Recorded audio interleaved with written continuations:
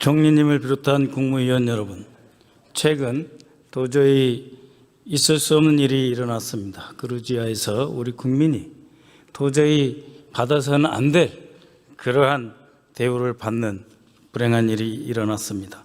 존경하는 총리님, 잠깐 앞으로 나와주실 수 있겠습니까?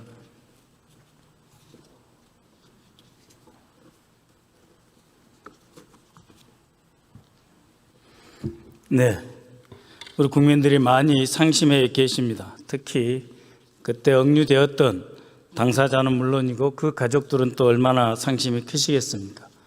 총리로서 한 말씀 위로의 발언이 필요하다고 생각을 합니다. 네, 현지에 구금되셨던 분들 그리고 가족뿐만 아니라 이 과정을 지켜보셨던 국민 여러분 모두가 굉장히 놀라고 또 상심이 크셨을 것이라고 생각합니다.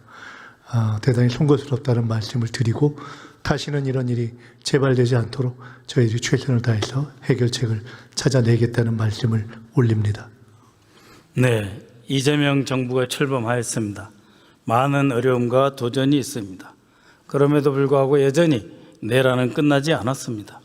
술에 취해 출근도 하지 않는 대통령, 뇌물을 받고 관직을 팔아먹는 영부인, 국가를 사유물로 취급하다가 정권이 뺏기면 처벌받을까 두려워 마침내 군대를 동원해서 반대파를 싹쓸이하고 영구 집권하겠다. 그것이 12.3 내란입니다. 총리께서 보시기에 윤석열이 쓸어버리겠다고 한 반대파의 대표가 바로 지금 우리 대통령인 이재명 민주당 대표였습니다. 어떻게 생각하십니까?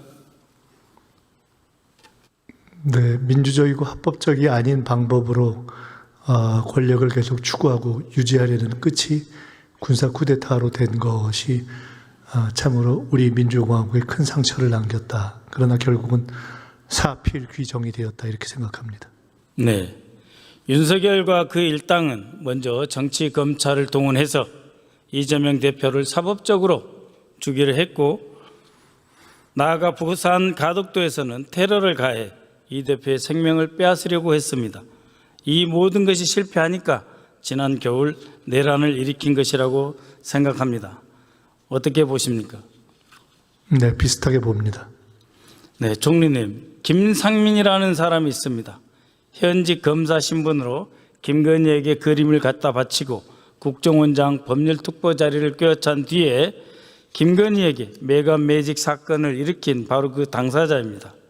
그 당사자가 이재명 대표 테러에 대한 판단 보고서를 썼습니다. 한번 보실까요?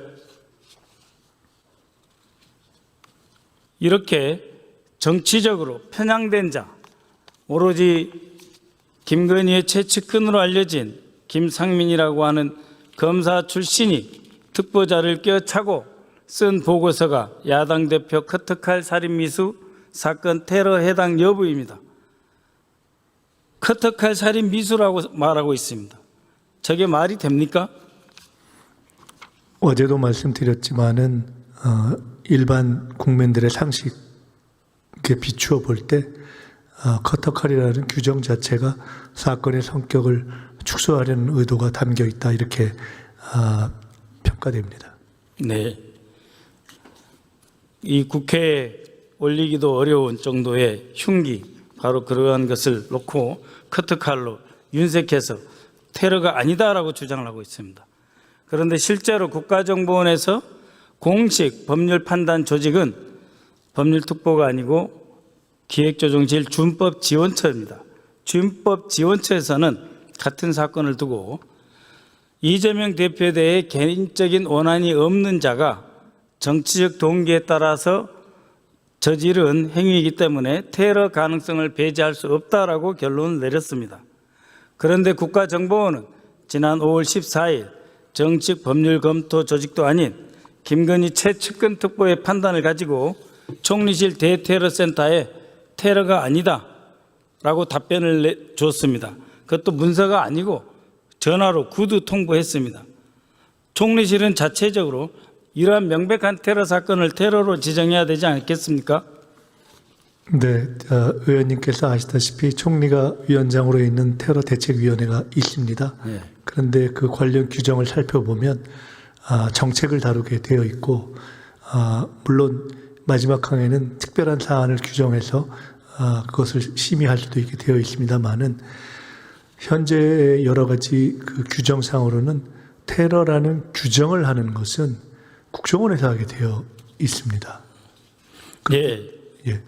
그래서 그 관련한 조사나 감찰이 진행되고 있는 것을 알고 있고, 어제도 천준호 의원님 질의에서 말씀을 드렸습니다마는 사실은 1차적으로 이것이 국회 정보위 등을 통해서 국정원에서 1차 확인되면 더 효율적일 것 같다라고 말씀드렸고, 그러나 그 과정을 거치고도 이것이 좀 명료하게 되지 않는다면 그때는 저희로서 그 이후의 조치를 불가피하게 판단하겠다 하는 말씀을 어제도 드렸고 오늘도 다시 드립니다.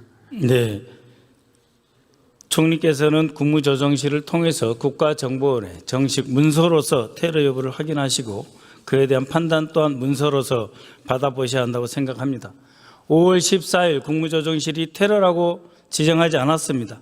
그래서 지난 5월, 6월 대선 기간 내내 민주당 이재명 대통령 후보가 테러 위협에 노출되었음에도 불구하고 총리실은 방치했다. 저는 결국 테러를 조장했다라고 보고 있습니다. 그래서 방금 말씀도 계셨지만 다시 한번 강력히 요청드립니다.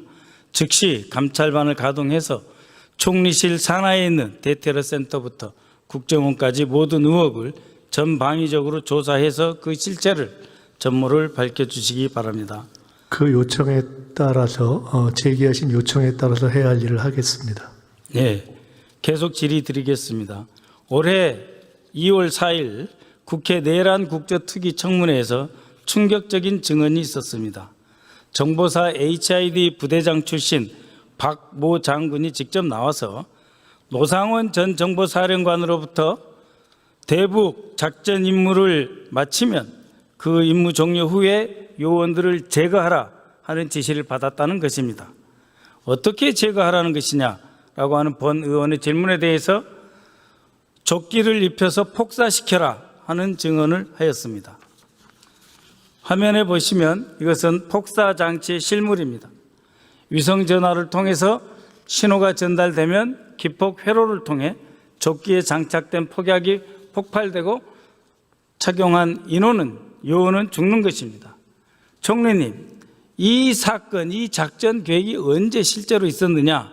바로 2016년 12월 박근혜 탄핵 여론이 뜨거웠을 때 일어났던 것입니다.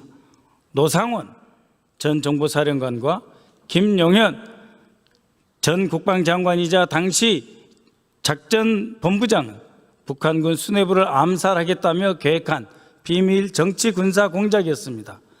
전쟁을 일으켜서라도 북한의 도발을 유도해서라도 꼭 외환을 유치해서 박근혜 탄핵 국면에 군이 앞서서 다시 나와보겠다 하는 작전을 이미 수립했었고 실행에 거의 옮긴 적이 있다 이 말입니다.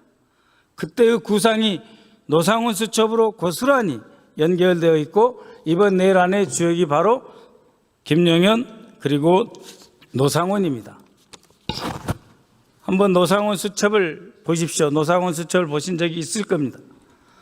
이재명 쪽 놈들 수거 대상 처리, 반대파 싹을 잘라버린다, 확인 사살, NLL 인근에서 북의 공격 유도, 북과의 접촉 방법, 대가, 이런 충격적인 내용, 이것이 하루아침에 나온 것이 아닙니다. 이미 김용현과 노상원은 2016년, 17년부터 이런 연습과 작전 계획 준비를 해봤던 매우 오래된 일입니다. 총리님 함자도 저기에 나옵니다. 이번 12.3 내란은 어떻게든 북한의 도발을 유도하려 했고 그런데 북한 도발 유도에 실패했으면 그만둬야 될 것인데 비상계엄을 그럼에도 불구하고 일으킨 일입니다. 북한 도발을 유도하면서까지 외환을 유치하면서까지 하려고 했던 이들의 속셈, 이들의 목표는 무엇이었을 것이라고 총리께서는 생각하십니까? 네, 결국은 그 기형적이고 피이성적인 광적인 권력 집착으로서 권력을 지속적으로 유지하는 그리고 정적들을 다 처단하는 그것으로 시작해서 끝났다고 생각합니다. 고맙습니다. 네, 이상입니다. 국방장관님 잠깐 앞으로 나와주실 수 있겠습니까?